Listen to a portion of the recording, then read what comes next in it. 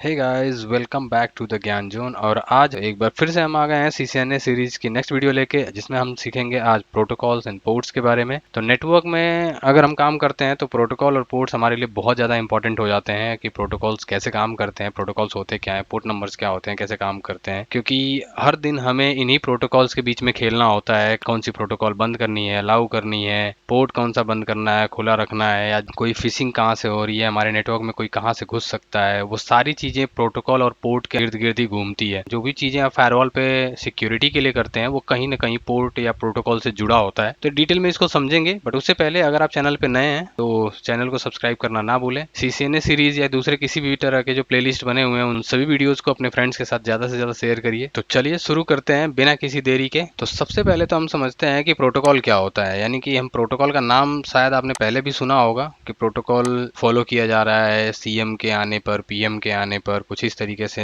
आपने सुना होगा कि प्रोटोकॉल नहीं फॉलो हुआ, प्रोटोकॉल फॉलो हुआ। तो इस तरीके की चीजें अपने हम निजी लाइफ में भी सुनते रहते हैं, नेटवर्क में तो सुनते ही सुनते हैं। सर्वर हो, नेटवर्क हो, इस तरह के टेक्नोलॉजी वाले चीजों में ये टर्म्स आता रहता है प्रोटोकॉल। ठीक है, तो प्रोटोकॉल है क्या, उसको थोड़ा सा एक बेसिक आइडिया लेते हैं, फिर उसको और पोर्ट्स और प्रोटोकॉल्स को और डिटेल में भी समझेंगे। तो देखिए, अगर हम दो डिवाइसेस को आपस में कनेक्ट करते हैं, सपोज ये लैपटॉप है चाहे कंप्यूटर है, और इनको हमने वाईफाई या केबल के थ्रू जोड़ दिया, और इनके बीच में हमें कम्युनिकेशन स्टेब्लिश करना है। मतलब यहाँ पे कोई इन्फॉर्मेशन है और उस इन्फॉर्मेशन को हमें यहाँ भेजना है इस वाले कंप्यूटर पे। ठीक है, तो ये भेजने के लिए सिर्फ ये केबल काफी नहीं है कि आपने केबल कनेक्ट कर दिया और वो इन्फॉर्मेशन वहां तक पहुंच गई। देखिए, ये ऐसे ही है, इसको इस एग्जांपल से समझ सकते हैं कि यहाँ पे कोई एक है इंसान जो चाइना में रहता है और एक यहाँ पे है जो इंडिया में रहता है। ठीक है, और अब इनको आपस में कम्युनिकेशन करना है तो कैसे करेंगे, क्योंकि अगर इसको चाइनीज आती है और इसको हिंदी आती है, तो अगर ये आपस में बात करते भी हैं तो इन्हें कोई एक दूसरे की बातें समझ नहीं आएंगी। ठीक है, तो इसके लिए क्या है, या तो बीच में कोई ट्रांसलेटर लगाएं, या इनमें से कोई ऐसा हो जो एक दूसरे की भाषा समझता हो एटलीस्ट, ताकि वो इंटरप्रेट कर पाए। तो मतलब कुछ न कुछ एक ऐसा मीडियम चाहिए होता है हमें। ठीक उसी तरीके से अगर हम कम्युनिकेशन करवाना चाहते हैं दो कंप्यूटर्स के बीच में, तो वो कंप्यूटर्स के बीच में ऑपरेटिंग सिस्टम कुछ और हो सकता है, टेक्नोलॉजी कुछ और यूज हो रही है, या कुछ भी हो सकता है, बट उनके बीच में अगर हम कम्युनिकेशन स्टेब्लिश करना चाहते हैं तो उसके लिए हमें फॉलो करना होता है प्रोटोकॉल्स को। यानी कि जो कम्युनिकेशन है दो सिस्टम्स के बीच में वो तभी पॉसिबल हो पाती है जब इनके बीच में प्रोटोकॉल काम करती है। ठीक है, और प्रोटोकॉल ऐसा नहीं है कि सिर्फ हम प्रोटोकॉल कह देने से कि ये प्रोटोकॉल काम कर रही है। प्रोटोकॉल हर एक चीज के लिए डिफाइन की गई है, मतलब हर एक प्रोसेस के लिए, हर एक काम के लिए, हर एक सर्विस के लिए प्रोटोकॉल डिफाइन की गई है। ठीक है, मतलब हजारों की संख्या में प्रोटोकॉल्स होती हैं और वो डिफाइंड है कि भैया ये वाली प्रोटोकॉल इस काम के लिए यूज होगी, ये वाली प्रोटोकॉल इस काम के लिए यूज होगी, ये वाली प्रोटोकॉल इस काम के। जैसा कि एक आध एग्जांपल ले लेते हैं, आपने नाम सुना होगा कि अगर हम वेब सर्विस को एक्सेस करना चाहते हैं तो उसके लिए हम HTTP प्रोटोकॉल यूज करते हैं, फाइल ट्रांसफर के लिए हम FTP यूज करते हैं, मेल रिसीव करने के लिए POP या IMAP यूज करते हैं, मेल भेजने के लिए SMTP यूज करते हैं, कम्युनिकेशन चेक करने के लिए ICMP यूज करते हैं, राउटिंग के लिए RIP यूज करते हैं, EIGRP यूज करते हैं, नेम कन्वर्जन के लिए DNS, IP के लिए DHCP। ठीक है, तो इस तरीके से ये प्रोटोकॉल्स का एक ग्रुप है, बहुत सारे प्रोटोकॉल्स हैं जिनको हम नेटवर्क में यूज करते हैं अलग अलग सर्विस के लिए। तो बेसिकली अगर मैं प्रोटोकॉल को डिफाइन करूं तो प्रोटोकॉल को कहते हैं group of rule, set of rules, मतलब कुछ ऐसे रूल्स जिनके बिना नेटवर्क चलेगा ही नहीं, जिनके बिना एक कम्युनिकेशन स्टेब्लिश हो ही नहीं सकता।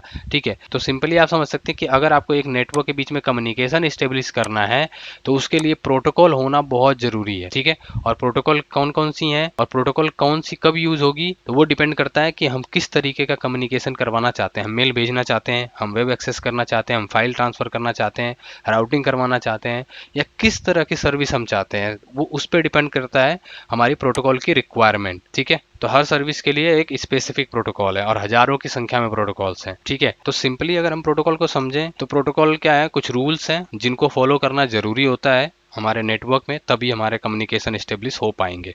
इसको थोड़ा सा पर्सनली हम अपना एक ह्यूमन नेटवर्क में अगर हम समझें इसको, तो जैसे कि सपोज करिए कि हमारे सोसाइटी में भी कोई अगर बच्चा पैदा होता है, कोई हम छोटे से जब हम पैदा होते हैं, ठीक है, उसके बाद हमारी सोसाइटी या हमारे आसपास के लोग हमें चीजें सिखाते हैं कि कहाँ पे कैसे रहना चाहिए, कहाँ पे कौन से कपड़े पहनने चाहिए। तो ये समाज के नियम है, ये समाज के प्रोटोकॉल्स हैं जो हम फॉलो करते हैं। ठीक है, ऐसा नहीं है कि पार्टी में हम कोई भी कपड़े पहन के चले जाएंगे या स्कूल में हम कोई भी कपड़े पहन के चले जाएं, ऑफिस में भी हम कैसे भी चले जाएं। सिर्फ कपड़े की बात ही नहीं है, बाकी बहुत सारी चीजें हैं हैं, पर्सनल ग्रूमिंग हो गई, कपड़े हो गए, लुक हो गया। तो ऐसा नहीं है कि आप कहीं भी कुछ भी कर रहे हैं। घर पे हम शॉर्ट्स में बनियान में रहते हैं, लेकिन ऑफिस या पार्टी या बाहर जाते हैं तो हम उस हिसाब के कपड़े पहनते हैं। किससे कैसे बात करते हैं ये भी एक प्रोटोकॉल है, कि बड़ों से कैसे बात करते हैं, छोटों से कैसे बात करते हैं, सबसे बात करने का एक तरीका होता है, ये एक तरह का प्रोटोकॉल है। ठीक उसी तरह से कंप्यूटर नेटवर्क में भी ऐसे ही प्रोटोकॉल्स फॉलो किए जाते हैं, हर एक काम के लिए अलग। एक नेटवर्क में कोई कंप्यूटर किस तरह का काम करना चाहता है, वो उसी हिसाब से अपने प्रोटोकॉल्स चूज करता है, सेलेक्ट करता है। बात करते हैं अगर पोर्ट की, पोर्ट को बेसिकली आप ऐसे समझ सकते हैं, कंप्यूटर में पोर्ट्स आपने देखे हैं, यूएसबी पोर्ट है, PS2 पोर्ट है, HDMI पोर्ट है।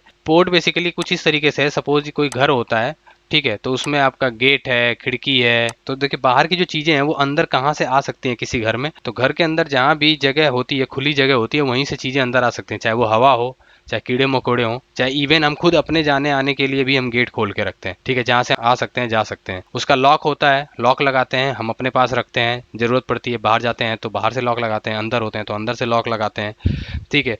तो ये क्या है, ये एक तरीके से घर का पोर्ट है, कहाँ से चीजें आ सकती हैं, कहाँ से कौन आएगा। हम रोशनदान या खिड़की रखते हैं घर में कि हवा आएगी, हवा पास होगी, तो इस तरीके की चीजें। ये एक छोटा सा एग्जांपल था। उसी तरीके से कंप्यूटर नेटवर्क में पोर्ट्स होते हैं, जो भी कम्युनिकेशन होगा किसी भी कंप्यूटर से, अगर हम इस कंप्यूटर से दूसरे कंप्यूटर को कनेक्ट करते हैं, तो इससे और इसके बीच में जितने भी कम्युनिकेशन होंगे, तो कोई ये हार्डवेयर पोर्ट नहीं होता है, ये सॉफ्टवेयर बेस पे होता है, ये लॉजिकल पोर्ट्स होते हैं। 65,536 पोर्ट्स होते हैं, जिनको हर एक पोर्ट को हम अलग अलग काम के लिए यूज कर सकते हैं। तो देखिए पोर्ट का बेसिकली मतलब ये कह सकते हैं कि एक रास्ता है जिससे कुछ भी डेटा भेजा जा सकता है, अंदर आ सकता है, कोई भी इंफॉर्मेशन किसी तरह की अंदर आ सकती है। बट वो पोर्ट्स को हम कहाँ यूज करते हैं ये हमारे ऊपर डिपेंड करता है, हम कौन सी सर्विस के लिए उसे यूज कर रहे हैं। बट एक और चीज मैं आपको बता देता हूँ, कुछ ऐसी सर्विस हैं, कुछ ऐसे पोर्ट्स हैं जिन पे पहले से ही सर्विसेज डिफाइंड है।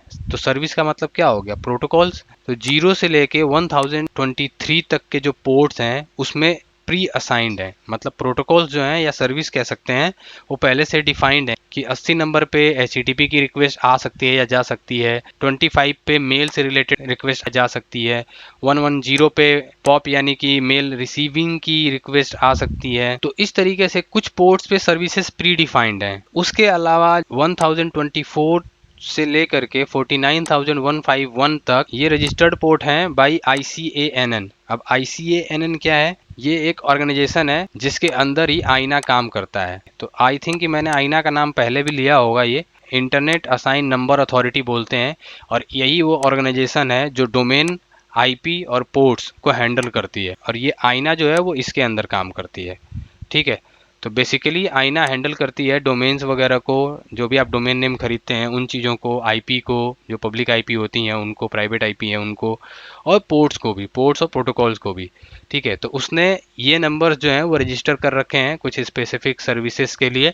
और उसके बाद 49,152 से 65,535 तक हम यूज कर सकते हैं किसी भी प्राइवेट सर्विस के लिए। सपोज अपने हम फायरवॉल में या अपनी कंपनी में कोई स्पेसिफिक पोर्ट पे कोई सर्विस देना चाहते हैं, कोई अपनी एप्लीकेशन लॉन्च करना चाहते हैं, तो उसके लिए हम इन पोर्ट में से कोई भी पोर्ट ओपन करके या यूज करके उस सर्विस को दे सकते हैं, उस सर्विस के लिए यूज कर सकते हैं। तो ये हो गया protocol and port numbers. I think कि ये चीज़ें समझ में आई होंगी। एक बार फिर से मैं रिवाइज कर देता हूँ प्रोटोकॉल और पोर्ट्स को। तो प्रोटोकॉल क्या है, सेट ऑफ रूल्स हैं, या हम इनको कह सकते हैं कि सर्विसेज हैं, जो एक नेटवर्क इस्टेब्लिश होने के बाद हमें ज़रूरत पड़ता है यूज करने की। जो भी काम हम नेटवर्क में करते हैं उन सबके पीछे एक सर्विस काम कर रही होती है। तो अभी हम यूज करते हैं, हमें पता नहीं होता, लेकिन जब नेटवर्क लेवल पे हम जाते हैं तो उन चीज़ों को ब्लॉक या अलाउ भी करना पड़ता है। जैसे हम किसी कंपनी में चाहते हैं कि कोई वेबसाइट ना खुले लैपटॉप पे या कंप्यूटर पे, तो या तो हम फायरवॉल में या कंप्यूटर में भी ये ऑपरेटिंग सिस्टम का फीचर होता है कि वहाँ पे हम किसी भी प्रोटोकॉल को ब्लॉक कर सकते हैं, ठीक है। तो अगर हम HTTP ब्लॉक कर देंगे तो कोई भी वेबसाइट उस कंपनी में नहीं खुलेगी या उस कंप्यूटर पे नहीं खुलेगी अगर हम कंप्यूटर पे ब्लॉक करेंगे। और फायरवॉल पे ब्लॉक कर देंगे कंपनी के, सपोज ये एक बड़ी सी कंपनी है जिसके अंदर 1,000 कंप्यूटर हैं और यहाँ एक फायरवॉल लगा हुआ है, तो इस फायरवॉल पे अगर मैं कह दूँ कि भैया HTTP को मत आगे जाने देना, HTTP की जो भी सर्विस आएगी उसे यहीं पे डिस्कार्ड कर देना, फायरवॉल को अगर मैं बता दूं, तो यहाँ पे कोई भी HTTP की रिक्वेस्ट ना बाहर जाएगी ना अंदर आएगी। मतलब ये दोनों के लिए लगा सकते हैं, इनबाउंड लगाना है, आउटबाउंड लगाना है, या सिर्फ स्पेसिफिक एक के लिए लगाना है कि सिर्फ अंदर ना आ सके बाहर जा सके, वो सारी चीज़ें हम कर सकते हैं फायरवॉल पे। तो हमारे जो ऑपरेटिंग सिस्टम होते हैं विंडोज चाहे लाइनक्स, उनके अंदर भी फायरवॉल होती है। तो एक कंप्यूटर पे अगर ये चीज़ बंद करनी है तो उस ऑपरेटिंग सिस्टम लेवल पे जाके हम लगा सकते हैं, ठीक है। इसी तरीके से हम चाहते हैं कि कोई फाइल ना ट्रांसफ़र कर पाए, तो हम FTP ब्लॉक कर देंगे। ठीक है, और मैंने जैसा कि कहा कि कुछ ऐसी प्रोटोकॉल्स हैं जिनके लिए पोर्ट नंबर पहले से डिफाइंड है, तो आप FTP ना बंद करके आप 20 नंबर पोर्ट और 21 नंबर पोर्ट भी अगर किसी कंप्यूटर का बंद कर देते हैं तो भी FTP की सर्विस बंद हो जाती है, क्योंकि FTP के लिए 20 एंड 21 पोर्ट डिफाइंड है सर्वर और क्लाइंट के लिए। इसी तरीके से मेल के लिए ये डिफाइंड है, तो मेल ब्लॉक करना है तो या तो SMTP करिए या ये वाला पोर्ट ब्लॉक कर दीजिए, तो मेल जाएगी नहीं, मेल की सेंडिंग बंद हो जाएगी। तो ये है पोर्ट एंड प्रोटोकॉल जो मैंने अभी बताया कि ऑपरेटिंग सिस्टम लेवल पे हम कैसे प्रोटोकॉल या पोर्ट्स को बंद कर सकते हैं। तो ये इसका लैब में नेक्स्ट पार्ट में आपको दिखाऊंगा कि कैसे ऑपरेटिंग सिस्टम में हम इस चीज़ को लगाते हैं, कहाँ से ब्लॉक कर सकते हैं। ठीक है, ताकि आपको भी एक आइडिया रहे। तो एक छोटा सा लैब बना दूंगा मैं इसके बारे में। तो हालांकि ये ऑपरेटिंग सिस्टम वगैरह की जब हम सीरीज बनाएंगे या जब हम पढ़ाते हैं तो उसमें हम बताते भी हैं कि कैसे पोर्ट्स बंद होते हैं ऑपरेटिंग सिस्टम लेवल पे। बाकी फायरवॉल या राउटर लेवल पे तो हम CCNA में आगे समझेंगे ही। सो गाइज, आज के लिए इतना ही। मिलते हैं नेक्स्ट पार्ट में। तब तक के लिए अपना ध्यान रखिए, फैमिली का ध्यान रखिए, वीडियो को ज़्यादा से ज़्यादा शेयर करिए। Bye bye and take care.